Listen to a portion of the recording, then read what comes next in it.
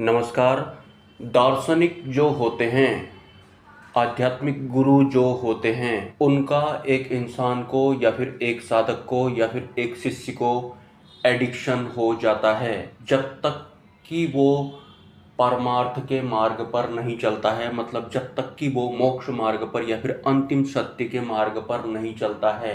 लेकिन एक इंसान अंतिम सत्य के मार्ग पर या फिर मोक्ष मार्ग पर तब तक नहीं चल सकता है जब तक कि परमात्मा ना चाहें, क्योंकि सर्वकर्ता हर्ता तो परमात्मा ही होते हैं। लेकिन परमात्मा को सर्वकर्ता हर्ता मानना भी एक इंसान के लिए, एक साधक के लिए या फिर एक शिष्य के लिए बहुत मुश्किल पड़ता है, जिसने कि अपने जीवन में बहुत सारे गुरुओं को आजमाया था और बहुत लंबे समय तक वो कई गुरुओं के एडिक्शन में रहा था। और जिन भी गुरुओं के या फिर दार्शनिकों के एडिक्शन में एक इंसान या फिर एक साधक रहा था, वो गुरु या फिर वो दार्शनिक जो थे, वो अक्षर ब्रह्म तत्व वाले नहीं थे। मतलब उनका संबंध अंतिम भक्ति से या फिर वास्तविक एक ग्रेड वाले मोक्ष से कभी था ही नहीं। वो अपने आप में ही भ्रमित थे। कोई मन बुद्धि के तल वाले गुरु थे या फिर कोई माया वाले आत्मज्ञानी थे।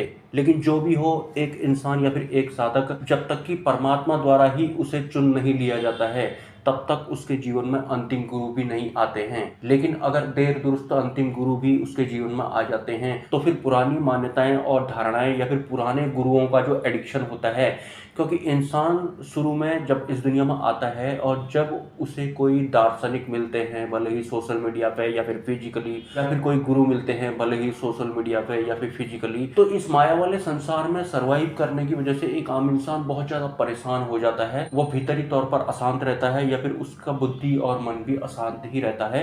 तो कोई भी दार्शनिक उसे मिलता है जो उसके मन बुद्धि को शांत कर रहा होता है, तो वो उसके एडिक्शन में आ जाते हैं 5 साल तक या फिर 10 साल तक। जैसे कि बहुत सारे जो लोग हैं वो आंसू के एडिक्शन में भी आए हुए हैं। हालांकि जो आंसू थे उनका वास्तविक मोक्ष मुक्ति से दूर दूर तक कोई संबंध नहीं था, वो सिर्फ एक दार्शनिक थे। मतलब किसी भी विषय को, तथ्य को या फिर बात को सरल कर देना आंसू के लिए बहुत ज़्यादा आसान था, क्योंकि वो एक दार्शनिक थे। लेकिन वास्तविक मोक्ष मुक्ति से उनका दूर दूर तक कोई संबंध नहीं था। जैसा कि आपने देखा होगा, आज तक कोई आंसू 2 नहीं बन पाया। आंसू से मेरा मतलब आपको समझ में आ रहा होगा। हाँ, अगर हम उन्हें सुनते हैं तो हमारे मन बुद्धि को शांति जरूर मिलती है, थोड़ा सरलता जैसी हमें महसूस होने वाली होती है।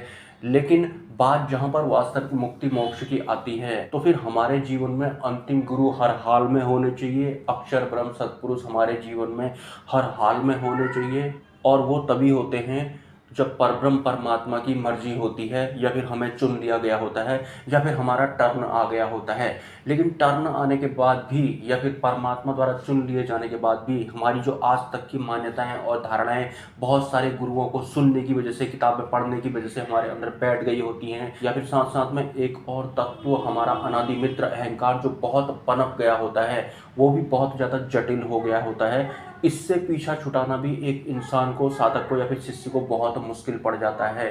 तो जब उसके जीवन में अंतिम गुरु आ जाते हैं, तो उन्हें समझने के लिए भी वो पूर्ण रूप से तैयार नहीं हो पाता है, क्योंकि आज से पहले उन्होंने बहुतों को आजमाया था। इस दुनिया में आपको पता है कि आध्यात्म के मामले में किस किस तरह के प्रचलन चलते हैं, जबकि वास्तविक मोक्ष या फिर मुक्ति हमें सिर्फ सतगुरु के सानिध्य में ही मिलती है। सतगुरु से मेरा मतलब है गुरु कोई भी हो, उनमें अक्षर ब्रह्म तत्व होना चाहिए। उनके सानिध्य में ही हमें मुक्ति मिलती है, क्योंकि वो पात्रता सिर्फ उनके पास ही होती है जो कि परब्रह्म द्वारा दी गई होती है। लेकिन ये जान लेने के बाद भी एक इंसान या फिर एक साधक या फिर एक शिष्य इस दुनिया को जो उसने जिया होता है, घूमा होता है, काफ़ी गुरुओं का ज्ञान उसने सुना होता है, तो उसका जो ये अंतकरण होता है, जो उसका सबसे बड़ा शत्रु होता है, वही सवाल खड़े करने लग जाता है। या फिर असली गुरु या फिर असली परमात्मा भी उसके सामने आ जाएंगे, तो फिर वो उन्हें सबकी दृष्टि से देखने लगता है, क्योंकि आज से पहले उसने जो इकट्ठा किया होता है उसकी एवज में वो अपने आप को बहुत कुछ मान चुका होता है। या फिर उसे ऐसा लगता है कि मैं बहुत कुछ ज्ञानी बन चुका हूँ, जबकि ये सब इकट्ठा अहंकार ने किया होता है। तो अंतिम गुरु को पहचानने में या फिर अंतिम भक्ति के लिए तैयार होने के लिए भी एक साधक या फिर शिष्य को काफ़ी मशक्कत करनी पड़ती है। ठीक आंसू की ही तरह पीले वस्त्र वाले वो परम आनंद महाराज जी के बारे में भी आपने सुना होगा कि वो किसी को मुक्ति मोक्ष नहीं दिलवा सकते हैं, क्योंकि क्योंकि उनमें अक्षर ब्रह्म तत्व नहीं है। हाँ, वो माया वाले आत्मज्ञानी जरूर हैं और उनको सुनने में बुद्धि मन शांत जरूर होने लगता है, काफ़ी अच्छा हमें लगने लगता है, आनंद का जैसा महसूस होने लगता है, लेकिन मोक्ष मुक्ति नहीं मिलने वाली है इनके सानिध्य में। क्योंकि मोक्ष या फिर मुक्ति या फिर जो अंतिम समाधान होता है वो परब्रह्म द्वारा नियुक्त किए गए जो संत होते हैं, जिन्हें कि हम अंतिम गुरु कहते हैं या फिर सत्पुरुष कहते हैं, उनके सानिध्य में ही मिलता है। लेकिन उसके लिए भी साधक को तैयार होना पड़ता है, पात्रता बनानी पड़ती है, क्योंकि पहले साधक इस पूरे दुनिया में घूम करके आया होता है और काफ़ी कुछ उसने अपने आप को मान लिया होता है, उसका एक नज़रिया बन जाता है अपने आप के बारे में या फिर किसी अन्य के बारे में। और वो कोई अन्य जो है वो कोई इंसान भी हो सकता है, वो कोई गुरु भी हो सकता है।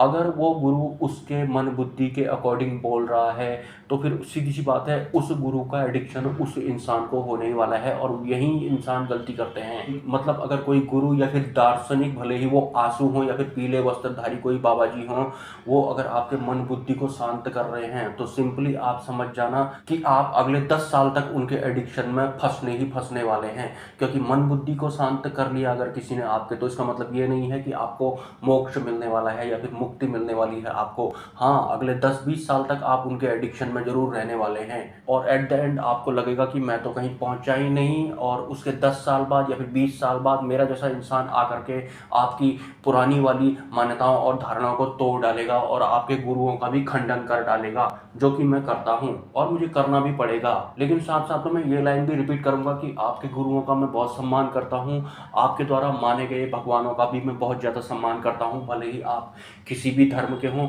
लेकिन ध्यान रखना है आपको, सम्मान एक विकार होता है। तो आप समझ जाना कि आप किसकी भक्ति कर रहे हैं या फिर किस तरह के गुरुओं के शरण में आपने अपने आप को झोंका हुआ है और अगले 10 साल बाद क्या सिचुएशन होने वाली है अगर आपके गुरु अक्षर ब्रह्म तत्व वाले नहीं है। तो ये बिल्कुल क्लियर है। और इन लाइनों में ऐसा भी नहीं है कि मैं किसी को चैलेंज कर रहा हूँ या फिर किसी को मैं नीचा दिखाने की कोशिश कर रहा हूँ, क्योंकि एक वक्त खुद मैं भी अशुद्ध भक्तियाँ किया करता था, आप लोग जानते ही हैं। मतलब मैं भी इस गलतफहमी में रहता था कि बर्फ़ की पहाड़ी वाले जो भगवान है उनकी भक्ति करूँगा तो मुझे मोक्ष मिल जाएगा, या फिर कोई भी ब्रह्मज्ञानी गुरु जो अक्षर ब्रह्म तत्व वाले नहीं हैं, अगर मैं उनको सुनूंगा तो भी मुझे मोक्ष मिल जाएगा।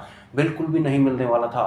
तो मैं इन चरणों से आगे निकला हूँ और मैं अब शुद्ध भक्ति में आया हूँ, मतलब मैं परब्रह्म पुरुषोत्तम भगवान स्वामीनारायण की भक्ति में आया हूँ। तो कुछ न कुछ पता लगा होगा मुझे, इस वजह से ही मैं अंतिम भक्ति में आया हूँ या फिर अंतिम सत्य के मार्ग पर मैं हूँ। लेकिन बाकी लोग जो मन के अंडर में होते हैं, अपनी मान्यताओं और धारणाओं में होते हैं, मुझे बार बार ये लाइन रिपीट करनी पड़ती है कि मैं आपके गुरुओं का सम्मान करता हूँ या फिर आपके भगवानों का मैं सम्मान करता हूँ।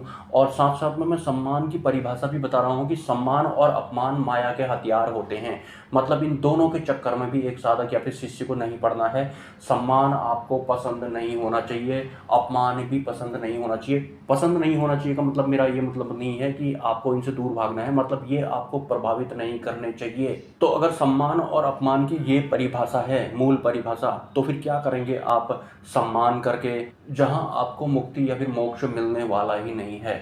तो हमारी जर्नी उस दिन से शुरू होती है जिस दिन हमारे जीवन में सत्पुरुष आते हैं या फिर अंतिम गुरु आते हैं। सच बताऊं तो उससे पहले हम अशुद्ध भक्तियों में होते हैं या फिर मन माया के चंगुल में हम होते हैं या फिर सम्मान में हम दबे हुए होते हैं या फिर हमारा टर्न ही नहीं आया होता है। लेकिन अगर टर्न आ गया है तो उससे आगे की यात्रा मैंने बता दी है आपको, और बहुत सारे वीडियोज़ में मैं यही सब बताते रहता हूँ। अगर आपको इस ज्ञान से कुछ प्रॉफिट हुआ है तो आप मेरे नंबर पर या फिर QR कोड पर कुछ राशि का योगदान कर सकते हैं। मिलते हैं किसी नेक्स्ट वीडियो में। नमस्कार।